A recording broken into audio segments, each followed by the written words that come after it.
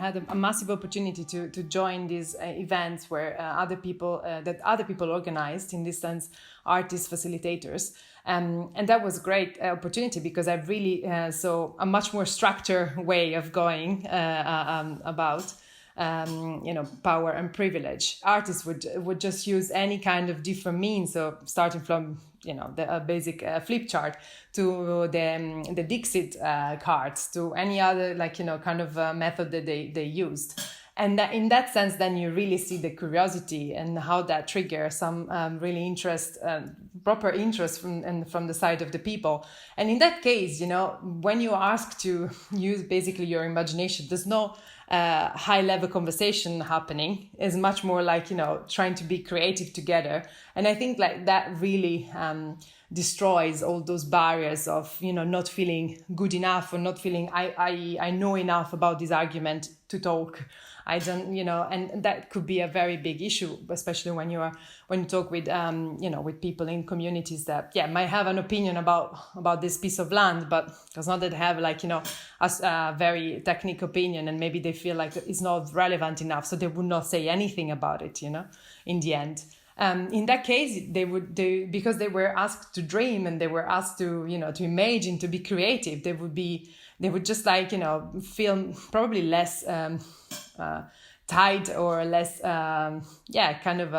embarrassed as well to answer and to enjoy and to engage and participate in the conversations.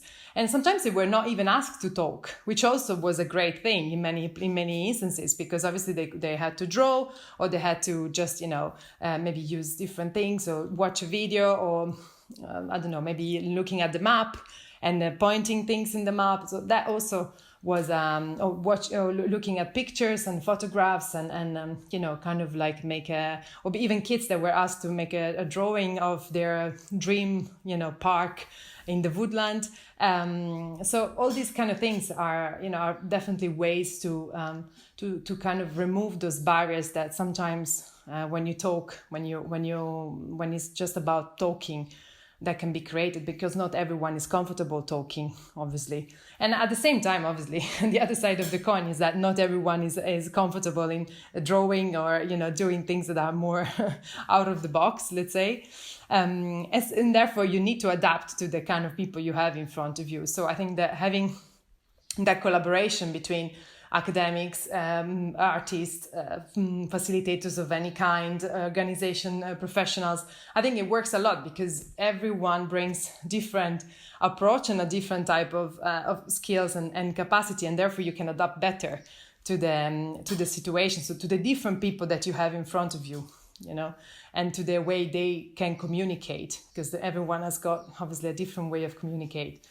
I think that helps a lot in that sense, to create a truly careful, kind of approach, because then there's care and there's attentiveness and there's responsibility towards each of these people. It's not just towards certain of these people. I think it makes things much more democratic in certain ways.